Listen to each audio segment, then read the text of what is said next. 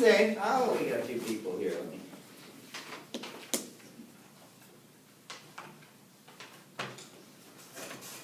Get some back to people.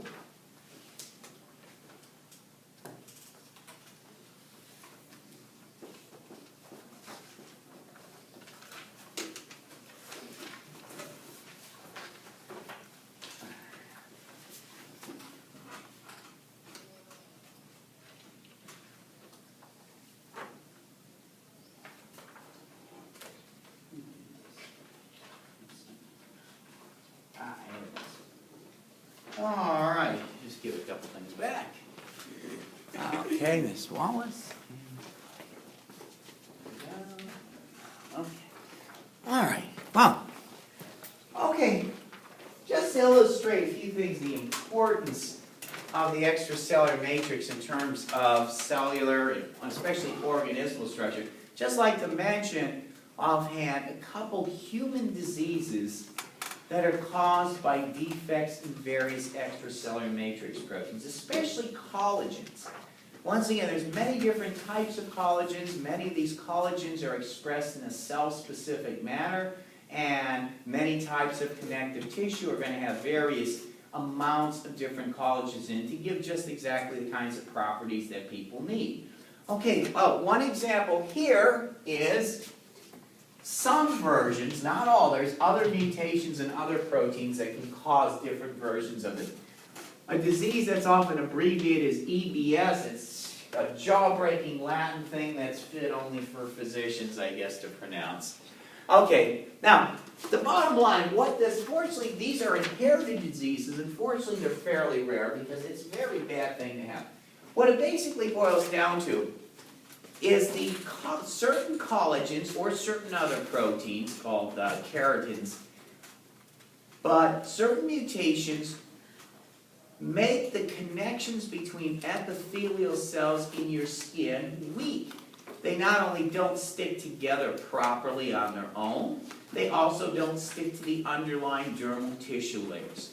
So what it basically means is the attachments that hold your skin together are weak. That means they come apart easily. So what typically happens with EBS to one degree or another is that the skin can separate from each other, and it can separate it from the underlying dermis with very little stress, very little force. Sometimes as little as just a gentle touch can cause that in some of the severe cases.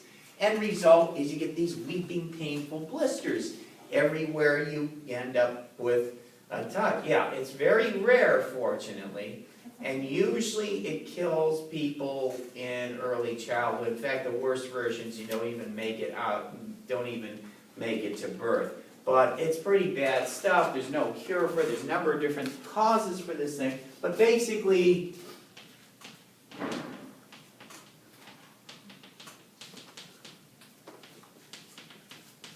so the skin connections are weak, often because you're missing particular collagens or you don't make the proper collagens.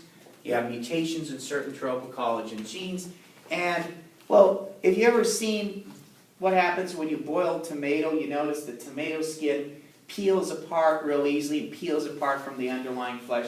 Imagine your skin doing that. That's what happens to people with EBS. They're often covered with blisters, usually die from infection because these blisters open up. They break open and buggies can get in and what have you.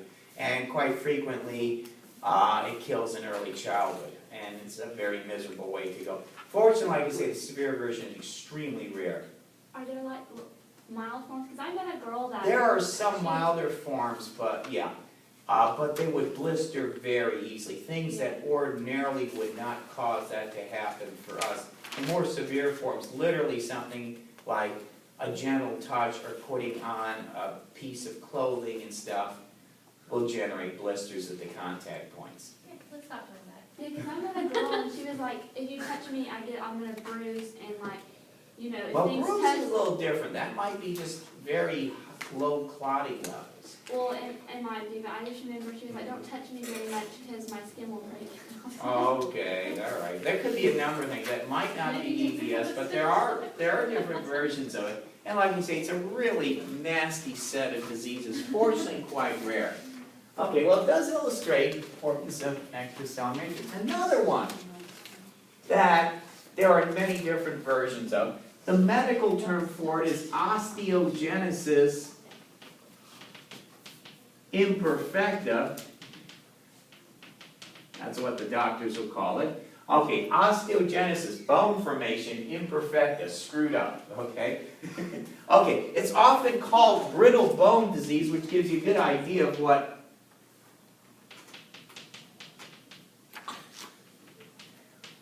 happens to you if you get this. Okay, now, it's caused by any of a number of different collagen mutations. Now don't forget, it's the extracellular matrix, especially some of these proteins like the collagens and fibronectins, that are going to attract and crystallize the calcium phosphate to make the mineral matrix of the bone.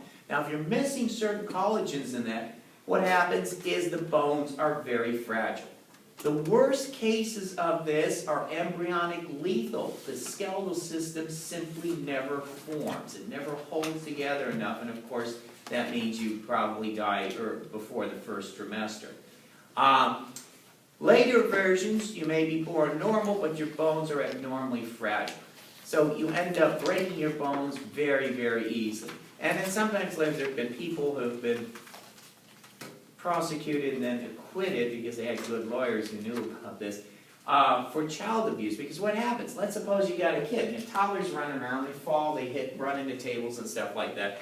And suppose they break something every time they do that. Okay, you take them to the hospital. After a couple trips to the hospital, the doctor, for repairing broken bones, the doctors are getting really suspicious. By law, they have to report it. Say, hey, I think, Mr. and Mrs. Jones are beating the, what out of the kid all the time because we're always getting him with broken bones. And cops come up and they arrest the people. Well, there are fortunately genetic tests for most versions of this. And there have been cases of people that were basically charged with child abuse, threatened with many years in jail for that and stuff, and then the lawyer orders genetic tests, shows the results, the DA said this is not child abuse, this is a genetic disease, and acquitted, Okay, but anyway, now, fortunately, as a person, with most versions, as a person grows older, the cells the osteoblasts that make the bone will start overexpressing. Here again,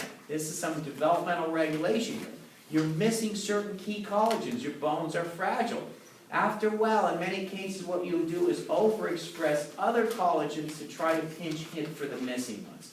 So generally, the thing is very bad in childhood, but it starts to get better as you get older. Now, even so, your bones are always going to be more fragile. So this is not a type of person who should go out and join JSU's football team. I would not advise it. Or do downhill skiing or something like that. All these things that break bones ordinarily. My friend that's broken those bones does dirt bike racing. Oh, they'll do it. They'll do it. All the time. She has something broken all the time. They'll do it. There was that one sort of cycle stuntman. His name was Evel Knievel. He just died. He did all kinds of things like jumping, 20 buses and things like that. And he had so many spills. Now imagine being 15, 20 feet up in the air in a motorcycle that's going over 100 miles an hour, and then something goes wrong, and you hit the bus instead of clear it, or you wipe out on the landing ramp or something. He supposedly broke almost every one of the 206 bones in his body. He had so much metal in him, metal pins in him and stuff. And he still went on doing it, And then he did just die recently. But yeah, he had so many spills. Most of the time he actually did this, but he always pushed the envelope. If he could jump 15 buses, he's going to try 20 the next time. It didn't always work. And wiping out motorcycles, even with the best protective gear in the world, at 100 miles an hour is a really bad thing. So he got carted to hospital ERs numerous times on these. But sometimes many times he actually pulled it off without getting hurt. It's the ones he didn't. But at any rate, yeah, you would not want to do that with brittle bone disease. But that's another example. Numerous different collagen mutations are involved in that kind of stuff. Now the last example I want to give, what happens with that when extracellular matrix, when you have mutations in extracellular matrix, I don't know the name for this, but it's basically where your blood vessel walls are weak.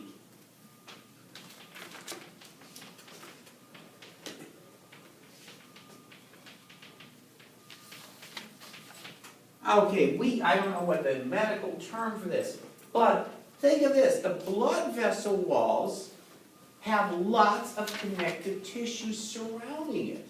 If you've ever had a piece of liver, sometimes you get, I know a lot of people don't like liver, but have you ever eaten a piece of liver, especially not the calf's liver, the beef liver, sometimes you get this big, thick vein in there, and it's that white open thing with that white stuff around it, and it's really crunchy and nasty, so you basically don't eat it. Okay, that's one of the larger veins going into the liver. Do you All like right. liver? What? Do you like liver? Occasionally, yeah. I like it rare though. Yeah.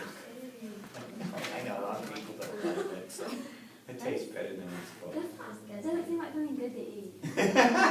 Well, yeah, it's very high in cholesterol. That's one. Well, it actually has a lot of things like vitamin A in it. It's very high in iron. Unfortunately, it's also extremely high in cholesterol because cholesterol is where most of your liver is where most of your cholesterol is synthesized, so the cells don't have to make it themselves, they just fish it up out of the bloodstream. So, yeah, well, at any rate, if you do that, you'll notice occasionally you get these big blood vessels in there, and it's full of connective tissue. Now, that's true with all blood vessels all the way down to the little tiny capillaries. But, if you have weak blood vessels because certain collagens are missing or improperly assembled, that's a very bad thing.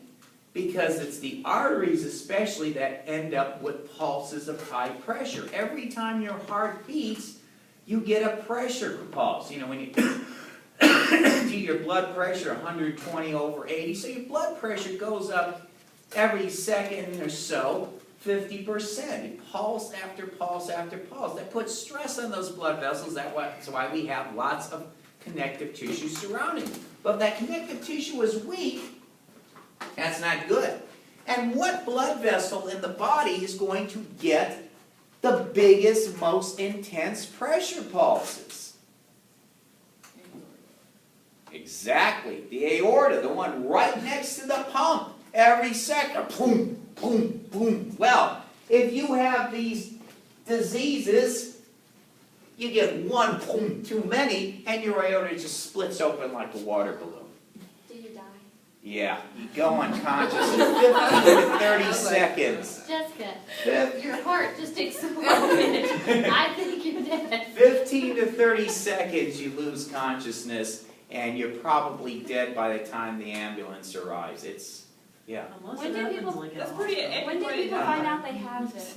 Like when they die?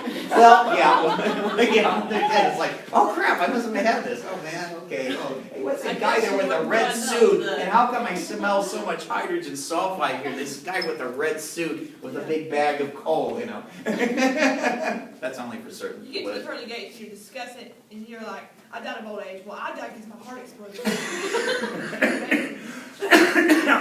Looking hard. Now, fortunately, people, there are genetic tests for most versions of it. But the thing is, if a person has had a family history of people, perfectly healthy, generally young people, suddenly dropping dead of a catastrophic, catastrophic stroke when they're 20 or 30 or something like that, you might want to have those genetic tests and stuff. If they find something like that, they can probably prevent it or at least reduce the risk by putting a stent around the aorta to make it much less likely to rupture and stuff. But if you don't know about it, you may have a time bomb ticking away. Yeah. So what if another vein, like they did have a stent put in on their aorta, but it was another blood vessel that bust? Well, if it's a big one, you could be in real serious trouble. It doesn't eliminate the risk, but it reduces the risk. Most of the time, it's the aorta that's going to split open. When I was an undergrad, one of the people in my class, graduating class, I didn't know him, but shortly before graduation, basically woke up dead. And his roommate found him dead, and they found out his aorta split open. They didn't know about that this was a genetic disease, and he certainly didn't know about it. He was fine all the way up to, the tail end of his senior year when that happened. So they do have genetic tests for that, but sometimes people are not going to know it until it's too late. But if there's a family history of that, they can test for it and they'll try to take some measures that at least reduce the risk. But that's another example of the importance of the extracellular matrix. It's certainly not a good thing to have various kinds of ECM defects. So it just tells you the importance for organismal structure. You had a question, right? Yeah, so like if you have a heart murmur, Mm-hmm. is that like the same kind of thing? Oh, God, no. A heart murmur just means one of your valves is leaking a little bit. And depending, severe ones, they're gonna have to do things like replacing your heart valve or try to replace it. And you'll get tired all the time, short of breath all the time.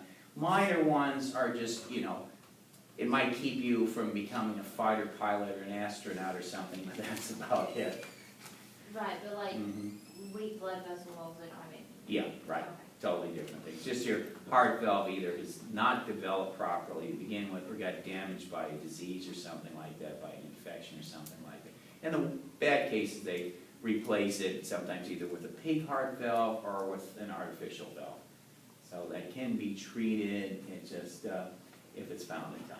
Yeah. And most of the ones are minor enough that, like I say, unless you want to have a career as a fighter pilot or something, or to fly on, not space shuttles, fly on Russian spacecraft at $65 million a pilot because we don't have anything to get people up into space, then, they'll probably keep you out the astronaut corps. Well, one of my friends, she Uh-huh. went to Six Flags and she rode a couple of roller coasters and she Uh-huh. felt bad and she ended up dying that night. Ooh. She had a heart murmur and she didn't know She about must it. have had she must have had a pretty bad one. Well, one thing is with these